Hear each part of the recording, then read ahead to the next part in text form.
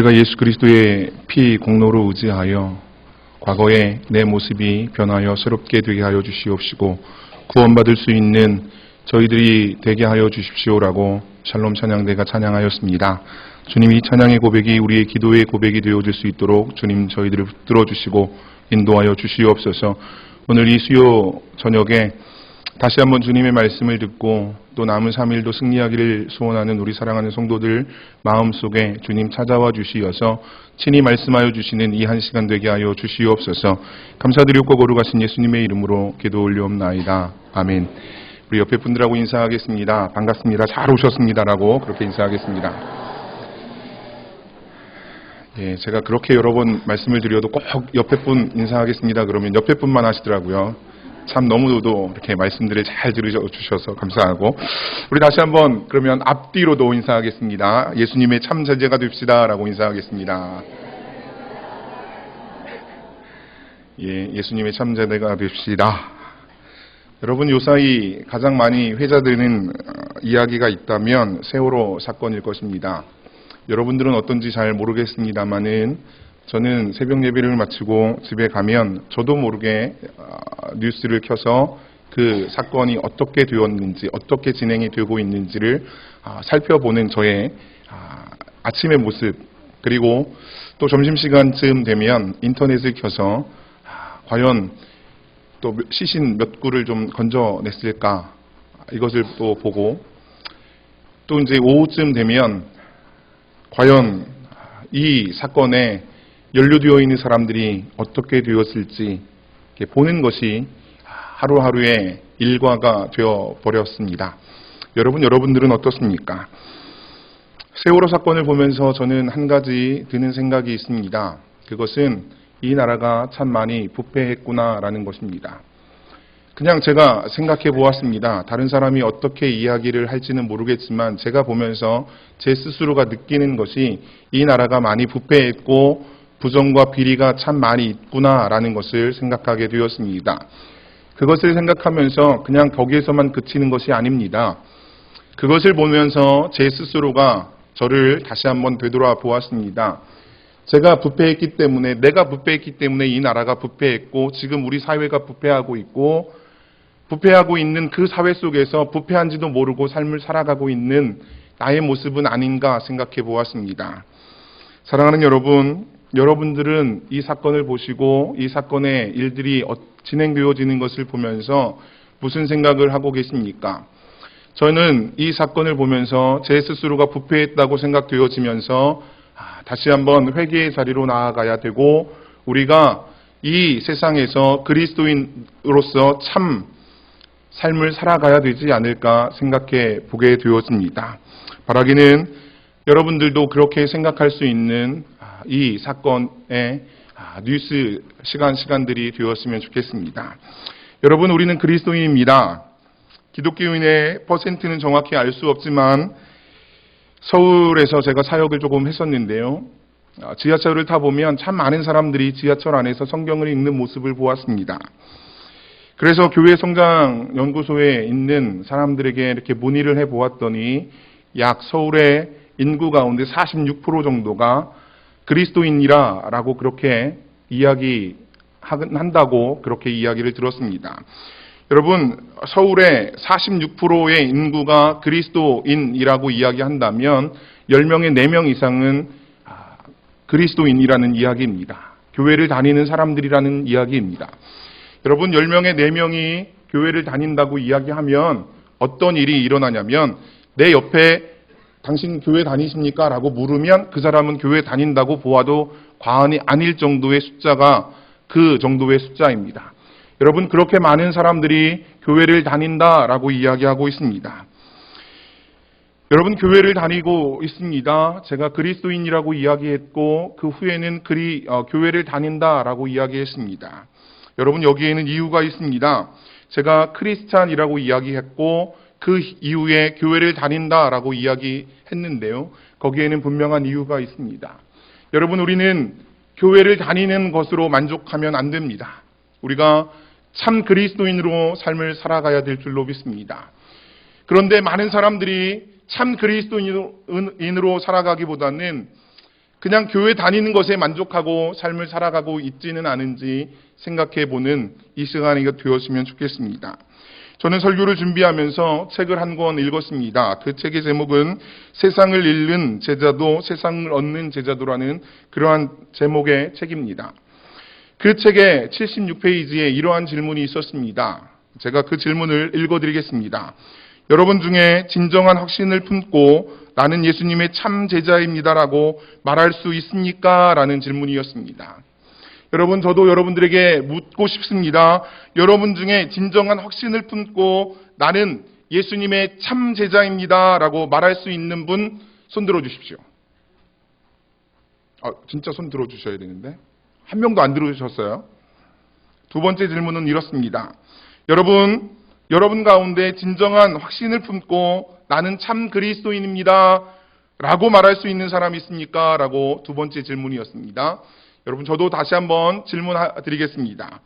여러분 가운데 진정한 확신을 품고 나는 참 그리스도인입니다 라고 말할 수 있는 사람 있습니까? 손 들어주십시오.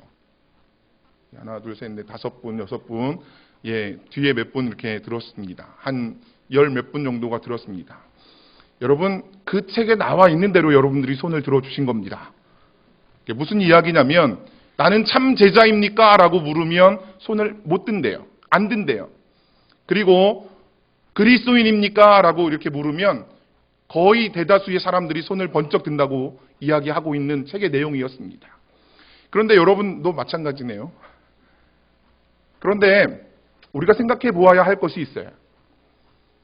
참 제자라는 말과 참 그리스도인이라는 말의 의미가 다릅니까?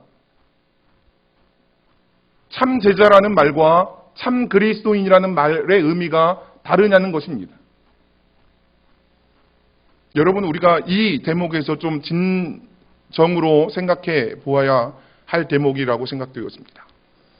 참 제자, 참 그리스도인 동일한 의미입니다. 그런데 참 제자입니까? 라고 물으면 대답을 못하고 참 그리스도인입니까? 라고 물으면 대답을 한다는 것입니다. 너무나도 희한할 정도로, 너무나도 신기할 정도로 그렇게 대답을 한다는 것입니다. 여러분들은 참 제자이어야 합니다. 참 제자 이꼴 참 그리스도인입니다. 그러므로 여러분들이 참 제자입니까? 라고 물으면 여러분들은 주저하지 않고 손을 번쩍 들어야 됩니다. 그런데 우리는 여러분 참 제자입니까? 라고 물으면 그냥 거기에서 주저앉고 만다는 것입니다. 오늘 이 이야기를 생각하면서 오늘 본문의 말씀을 통하여서 우리가 좀 다시 한번 참 제자, 참 그리스도인이 무엇인지에 대하여서 저와 같이 좀 생각해 보기로 원합니다. 여러분, 오늘 본문의 이야기는 우리가 너무나도 잘 알고 있는 본문의 내용입니다. 본문이 있기 전에 예수님께서는 가이사랴 빌립보라는 지역에서 제자들과 대화하고 계십니다. 예수님께서 사람들이 인자를 누구라 하느냐라고 제자들에게 물었습니다. 그랬더니 그 제자들이 이렇게 이야기합니다. 세례 요한, 더러는 엘리야, 어떤 이는 예레미야나 선지자 중에 하나라고 대답합니다. 라고 이렇게 대답을 하였습니다. 그랬더니 예수님께서 다시 묻습니다. 그렇다면 너희는 3년이라는 시간 동안 같이 동행하였던 너희는 나를 누구라 하느냐라고 이렇게 물었습니다. 그 대목에서 베드로가 튀어나와서 대답을 하지요. 주는 그리스도시요 살아계신 하나님의 아들이십니다 라고 그렇게 대답을 해주고 있습니다. 그때 예수님은 베드로를 칭찬하시기 시작합니다. 바요나 시몬아, 내가 복이 있도다. 이를 내게 알게 한 이는 혈육이 아니요 하늘에 계신 내 아버지시니라 라고 이렇게 이야기하면서 내 이름 위에, 이름이 베드로가 반석이라는 뜻이니까 그 반석 위에 내 교회를 세우리니 음부의 권세가 이기지 못하는 교회를 세우겠다라고 그렇게 말씀하고 있는 대목이 오늘 우리가 읽은 본문 위에 나오는 그러한 말씀입니다.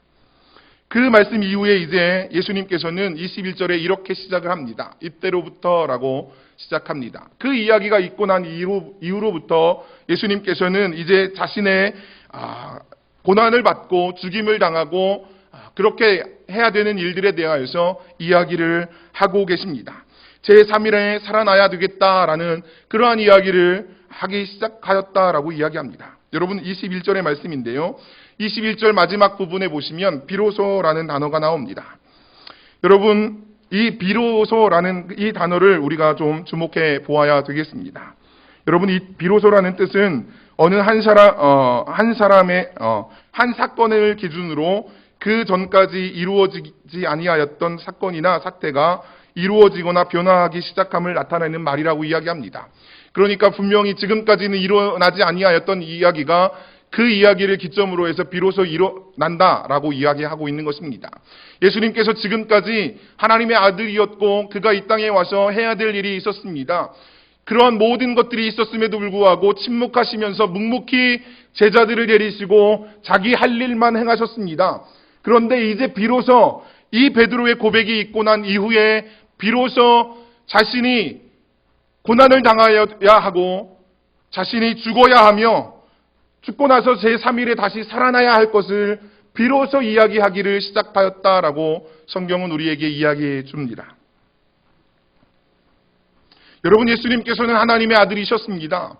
그렇기 때문에 이 모든 것들을 숨기지 아니하셨음에도 되는데 그 예수님께서는 끝까지 침묵하시면서 이제 제자들이 어느 정도 반열에 올라오기까지를 기다리시다가 그 베드로가 고백한 그 순간부터 이제 그 이야기를 시작하셨습니다. 그리고 나서 이제 그 이야기를 하고 난 이후에 베드로의 반응이 참 우리를 기가 막히게 합니다. 여러분, 불과 잠깐 후에 일어난 사건입니다. 여러분, 우리 같이 22절의 말씀을 읽어주시겠습니까? 여러분들이 22절의 말씀을 읽어주시겠습니다. 시작.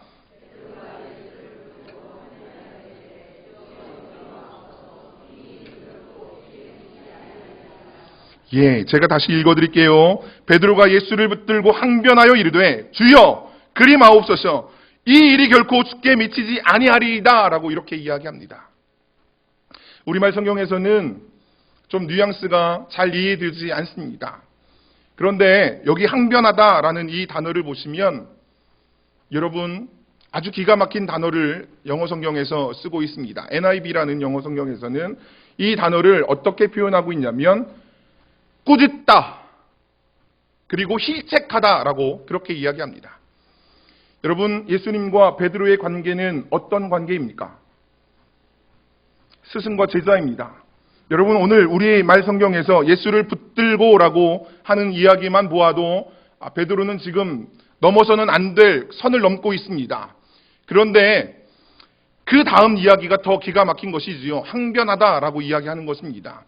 대들고 꾸짖고 힐책하고 그 예수님 왜 당신이 이렇게 해야 합니까? 막 이러면서 야단치고 있는 것입니다. 여러분, 제자가 어찌 감히 스승을 그렇게 할 수 있단 말입니까? 교권이 무너졌다고 하는 이 시대에도 이런 일은 있을 수 없습니다.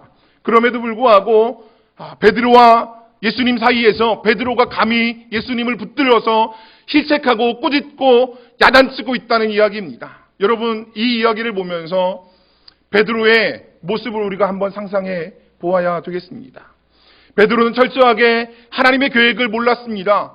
예수님이 왜 그 이야기를 하는지 몰랐습니다. 어리석은 자였습니다. 그렇기 때문에 자기가 예수님이 주는 그리스도시요 살아계신 하나님의 아들이십니다라고 고백하였고 칭찬은 들었지만 그 이후에 내가 죽어야 되고 고난을 받아야 되고 다시 살아나야 되겠다라고 이야기하는 그 예수님의 의도를 몰랐기 때문에 이렇게 예수님을 실책하고 꾸짖고 붙들고 항변하는 일을 하고 있는 것입니다.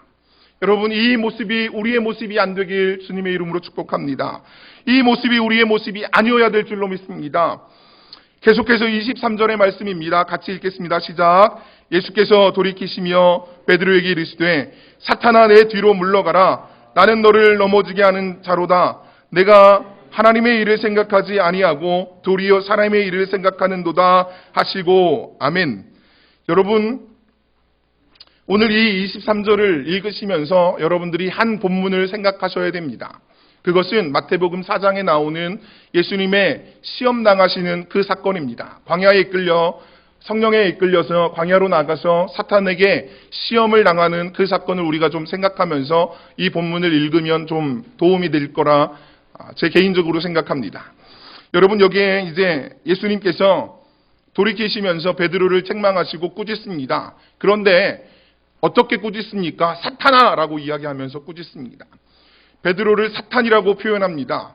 그런데 여기에 사탄이라는 이 표현이 마태복음 4장에 나오는 광야에서 예수님을 시험하는 사탄이라는 단어하고 동일한 단어입니다. 마귀입니다.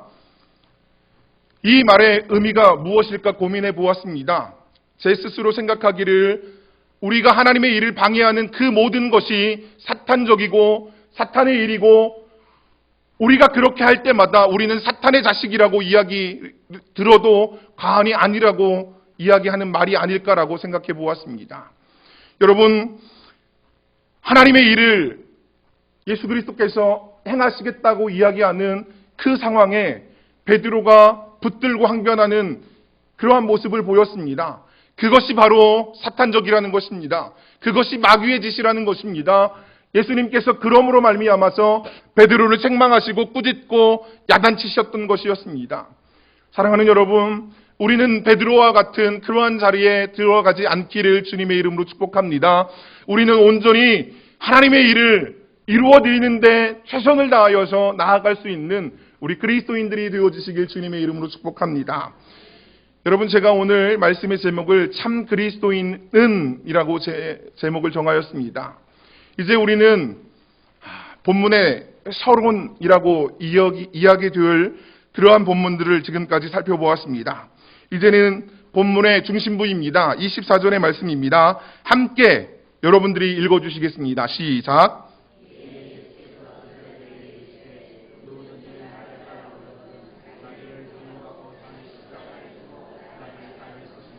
아멘.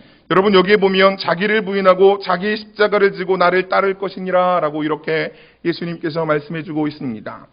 여러분, 예수님의 사람, 예수님의 제자, 그리스도인은 자기를 부인하고 자기 십자가를 지고 나를 따를 것이라 이야기하는 예수님의 이 말씀에 귀를 기울여야 될 줄로 믿습니다.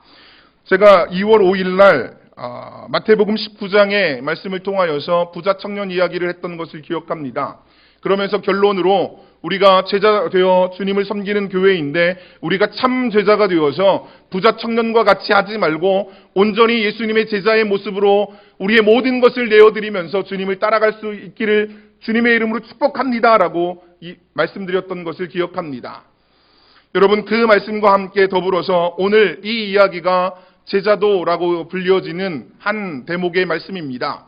예수님께서는 우리에게 제자 되기를 원하시면서 제자 되기를 원하는 사람들은 자기를 부인하고 자기 십자가를 지고 나를 따라라 말씀하고 계십니다. 그렇다면 과연 자기를 부인하는 것이 무엇일까요? 그리고 자기 십자가를 진다는 것이 무엇일까요, 여러분? 여러분, 설교를 들으시면서 여러분들이 고민하시고 생각하시면서 말씀을 들었으면 좋겠습니다. 이제 우리가 이 부분에 대하여서 좀 고민해 보아야 합니다. 나를 부인한다는 것, 나의 십자가를 진다는 것, 그것이 무엇이겠냐는 것입니다. 여기 청년이 2명 있어요. 그래서 3명 있군요. 제가 청년들에게 질문을 할까 해요. 찬양 형제님, 자기를 부인하는 것이 무엇일까요? 그리고 자기 십자가를 진다는 것이 무엇일까요?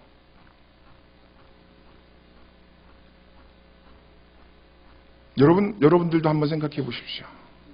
자기를 부인한다는 것, 자기 십자가를 진다는 것, 무엇이겠습니까? 성가대에서, 찬양대에서 좀 말씀해 주시겠습니까? 여러분, 자기를 부인한다는 것, 자기 십자가를 진다는 것, 저는 같은 의미로 생각해 보았습니다. 다르지 않다고 생각되어집니다. 자기를 부인하는 것, 자기 십자가를 지는 것이라고 생각되어집니다. 그러면서 고민하다가 2가지로 생각해 보았습니다. 하나는 헌신 이꼴 희생이라고 생각해 보았습니다. 그리고 다른 하나는 섬김이라고 생각해 보았습니다. 여러분, 다르게 생각하실 수도 있습니다. 그런데 제가 이 설교를 준비하면서 자기를 부인하는 것과 자기 십자가를 지는 것이 무엇일까 고민하다가 헌신과 섬김이라고 생각해 보았습니다. 여러분, 우리 예수님께서는 하나님의 아들이셨습니다. 맞습니까? 그 하나님의 아들 예수 그리스도께서는 이 땅에 오셔서 자기의 모든 것을 우리에게 내어주기까지 헌신하셨습니다. 맞습니까? 그 예수님께서는 하나님의 아들이셨고 하나님이신 분이셨습니다. 그런데 그분이 성경에 뭐라고 이야기하십니까? 마가복음 10장 45절의 말씀을 제가 읽어드리겠습니다. 인자가 온 것은 섬김을 받으려 함이 아니라 도리어 섬기려 하고 자기 목숨을 많은 사람의 대속물로 주려 함이니라 라고 이렇게 말씀하고 계십니다. 여러분, 예수님께서 사람의 아들로 오셔서 그가 행하셨던 모습은 우리를 섬겨주시는 모습이었습니다. 여러분, 예수님은 하나님이셨습니다. 하나님의 아들이셨습니다. 그분이 이 땅에 오셔서 자기를 대속물로 내어주시기까지 우리를 섬겨주셨고 우리를 세워주셨으며 우리를 붙들어 주셨다는 사실, 그 한 가지만 보아도 우리가 우리 십자가를 진다는 것, 그것은 섬김이다 이야기할 수 있을 것이라 믿습니다. 그것은 희생이고 헌신이다 라고 말할 수 있을 줄로 믿습니다. 여러분, 그런데 우리는 헌신하기보다는 헌신 받는 자리에 있기를 원하고 섬기는 자리보다는 섬김을 받으려는 자리에 있는 저의 모습, 여러분들의 모습은 아닙니까? 우리가 예수님께서 말씀하십니다. 자기를 부인하고 자기 십자가를 지고 나를 따르라 말씀하셨습니다. 그런데 우리는 자기를 부인하기보다는 남을 비판하고 남이 잘못된 것만 더 눈에 들어오고 남을 섬겨주기보다는 남을 깎아내리고 하는 그러한 모습은 아니었습니까? 사랑하는 여러분, 참 제자도는 섬김과 헌신의 모습이 있을 때 완성되는 것이라 믿습니다. 저는 이 말씀을 준비하면서 계속해서 제가 서두에 이야기했던 세월호 사건을 생각하였습니다. 세월호 사건을 생각하면서 계속해서 너무나도 마음이 아팠습니다. 그들이 구원받건 아니건 상관없이 왜 그 사람들이 수백 명이 있는 그 자리에서 자기들만 빠져나왔을까 생각해 보았습니다. 누구보다도 그 배를 샅샅이 잘 알고 있었던 그 12명 정도의 사람들이 조금만 더 있다가 나왔어도 조금이라도 더 살리고 나왔지 않았을까 생각해 봅니다. 그러면서 그 선장과 선원들이 헌신의 자리에 있기보다는, 섬김의 자리에 있기보다는 자기가 먼저 헌신 받으려고 하고 자기가 섬김 받으려고 하는 그러한 모습은 아니었을까 생각해 보았습니다. 반대로 의사자로 추대되어지기를 원하여서 이름이 호명되어지고 있는 5명의 사람들을 생각해 보았습니다. 그 5명의 이름을 정확하게 차웅 군, 남윤철 교사, 최혜정 교사, 세월호 승무원 박지영 씨, 세월호 사무장 양대홍 씨, 이 5명은 섬김을 받으려는 자리보다는 섬기려는 자리에 있었고, 헌신을 받으려는 그 자리보다는 헌신하는 자리에 있어서 결국 끝까지 헌신하다가 끝까지 섬기다가 자신들의 목숨은 잃어버리지 않았는지 생각해 보았습니다. 사랑하는 여러분, 저와 여러분은 어떠한 모습으로 주님 앞에 서시겠습니까? 어떠한 모습으로 주님 앞에 나아가시길 원하십니까? 주님은 우리에게 말씀하십니다. 자기를 부인하고 자기 십자가를 지고 나를 쫓으라 말씀하십니다. 그 주님 앞에 여러분들은 어떻게 나아가시겠습니까? 그 주님 앞에 저와 여러분은 어떻게 서야 하겠습니까? 그 이야기를 하신 예수님께서는 계속해서 이렇게 이야기하십니다. 25절입니다. 누구든지 제 목숨을 구원하고자 하면 잃을 것이요, 누구든지 나를 위하여 제 목숨을 잃으면 찾으리라 라고 말씀하십니다. 여러분, 주님은 26절에서도 이렇게 이야기합니다. 사람이 만일 온 천하를 얻고도 제 목숨을 잃으면 무엇이 유익하리요? 사람이 무엇을 주고 제 목숨을 바꾸겠느냐라고 이렇게 이야기합니다. 사랑하는 여러분, 오늘 주님은 우리에게 너는 참 제자냐라고 물으십니다. 너는 참 그리스도인이냐라고 물으십니다. 동일한 의미라고 말씀드렸습니다. 참 제자, 참 그리스도인이 바로 이 자리에 있느냐라고 물으십니다. 그 주님 앞에 여러분 어떻게 나아가시겠습니까? 그 주님 앞에 여러분 어떻게 서시겠습니까? 예수님은 잃어버린 한 마리 양을 찾아 헤매이시는 목자장 되신다고 성경은 우리에게 말씀해주고 있습니다. 여러분들은 잃어버린 한 영혼을 위하여서 실족당하고 버림받고 초라해 보이는 한 성도를 향하여서 어떻게 하시겠습니까? 그들을 섬겨주는 자리에 나아갈 수 있기를 주님의 이름으로 축복합니다. 그들을 세워줄 수 있는 자리에 나아갈 수 있기를 소원합니다. 그들을 위하여서 여러분들을 헌신할 수 있는 자리에 나아갈 수 있기를 주님의 이름으로 축복합니다. 그럴 때 주님은 우리에게 말씀하여 주실 것입니다. 잘하였다, 착하고 충성된 종이구나. 네가 내 자리에 들어올 수 있겠다라고 말씀해 주실 줄로 믿습니다. 사랑하는 여러분, 참 그리스도인이 되시길 주님의 이름으로 축복합니다. 다시 한번요, 여러분 참 그리스도인이 되시길 주님의 이름으로 축복합니다.